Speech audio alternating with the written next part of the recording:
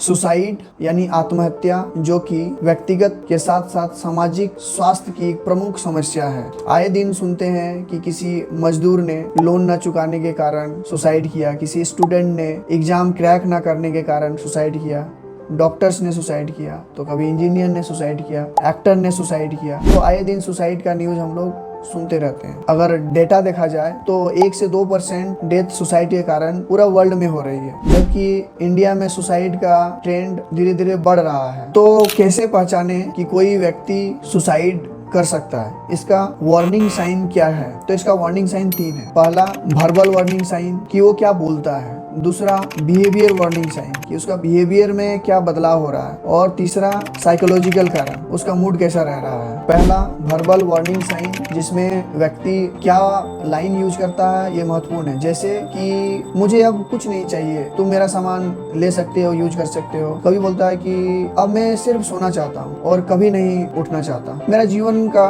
कुछ भी करने का कोई सेंस नहीं, मैं क्यों जीऊं, मैं अब दूसरों के लिए बोझ बन गया हूँ, मैं अब नहीं रहना ही ठीक है, मेरा परिवार ज्यादा अच्छा रहेगा मेरे ना रहने से, मैं उन पर बोझ हूँ। बिहेवियर वार्निंग साइन यानी उसके बिहेवियर में बदलाव दिखता है, जैसे सामाजिक काम, अपने कमरे में कई दिनों से कैद रहना, किसी से ना मिलना ना बातें करना, सोसाइटी से पूरी तरह कट ऑफ हो जाना, दिन के दिन कमरे में कैद होना, जैसे कुछ उसको दिन कितने दिन बीत रहे कुछ पता ही नहीं चलना, कुछ बेमतलबी काम जैसे फिक्स डिपॉजिट पैसा को तोड़वाना, अचानक फैमिली मेंबर को पैसा दे देना, और पुराने कर्ज को अचानक चुकाना, और जैसे तैसे रहना, जैसे ब्रश ना करना, पुअर हाइजीन, और लंबे लंबे दाढ़ी बढ़ा के गंदा सा रहना। और तीसरा, साइकोलॉजिकल वार्निंग साइन, जैसे नींद में गड़बड़ी, या तो नींद नहीं आता है या ज्यादा दिन के दिन सोए ही रहता है, एंजाइटी होना, मूड स्विंग होना,